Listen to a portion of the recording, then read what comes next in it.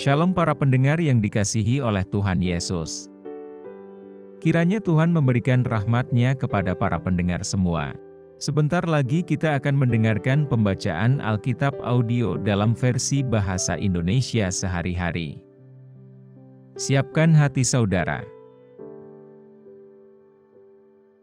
1 Timotius pasal 5 mengenai saudara-saudara seiman. Janganlah engkau keras terhadap orang yang tua, melainkan tegurlah dia sebagai bapa. Tegurlah orang-orang muda sebagai saudaramu, perempuan-perempuan tua sebagai ibu, dan perempuan-perempuan muda sebagai adikmu dengan penuh kemurnian. Mengenai janda, hormatilah janda-janda yang benar-benar janda. Tetapi jikalau seorang janda mempunyai anak atau cucu, hendaknya mereka itu pertama-tama belajar berbakti kepada kaum keluarganya sendiri dan membalas budi orang tua dan nenek mereka, karena itulah yang berkenan kepada Allah.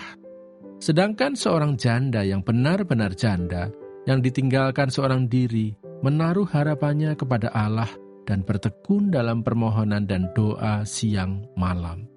Tetapi seorang janda yang hidup mewah dan berlebih-lebihan, ia sudah mati selagi hidup. Peringatkanlah hal-hal ini juga kepada janda-janda itu, agar mereka hidup dengan tidak bercela. Tetapi jika ada seorang yang tidak memeliharakan sanak saudaranya, apalagi seisi rumahnya, orang itu murtad dan lebih buruk dari orang yang tidak beriman. Yang didaftarkan sebagai janda, hanyalah mereka yang tidak kurang dari 60 tahun, yang hanya satu kali bersuami, dan yang terbukti telah melakukan pekerjaan yang baik, seperti mengasuh anak, memberi tumpangan, membasuh kaki saudara-saudara seiman, menolong orang yang hidup dalam kesesakan. Pendeknya, mereka yang telah menggunakan segala kesempatan untuk berbuat baik. Tolaklah pendaftaran janda-janda yang lebih muda, karena apabila mereka sekali digairahkan oleh keberahian yang menceraikan mereka dari Kristus, mereka itu ingin kawin, dan dengan memungkiri kesetiaan mereka yang semula kepadanya, mereka mendatangkan hukuman atas dirinya. Lagi pula, dengan keluar masuk rumah orang, mereka membiasakan diri bermalas-malas, dan bukan hanya bermalas-malas saja, tetapi juga meleter dan mencampuri soal orang lain dan mengatakan hal-hal yang tidak pantas.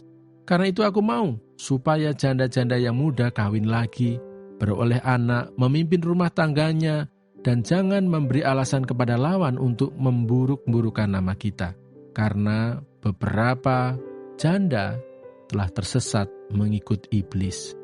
Jika seorang laki-laki atau perempuan yang percaya mempunyai anggota keluarga yang janda, hendaklah ia membantu mereka, sehingga mereka jangan menjadi beban bagi jemaat. Dengan demikian, jemaat dapat membantu mereka yang benar-benar janda. Beberapa petunjuk dan nasihat lagi. Penatua-penatua yang baik, pimpinannya patut dihormati 2 kali lipat, terutama mereka yang dengan jerih payah berkhotbah dan mengajar. Bukankah kitab suci berkata, "Janganlah engkau memberangus mulut lembu yang sedang mengirik," dan lagi, "Seorang pekerja patut mendapat upahnya." Janganlah engkau menerima tuduhan atas seorang penatua, kecuali kalau didukung 2 atau 3 orang saksi. Mereka yang berbuat dosa, hendaklah kau tegur di depan semua orang, agar yang lain itu pun takut. Di hadapan Allah dan Kristus Yesus dan malaikat-malaikat pilihannya, kupesankan dengan sungguh kepadamu. Camkanlah petunjuk ini tanpa prasangka, dan bertindaklah dalam segala sesuatu tanpa memihak.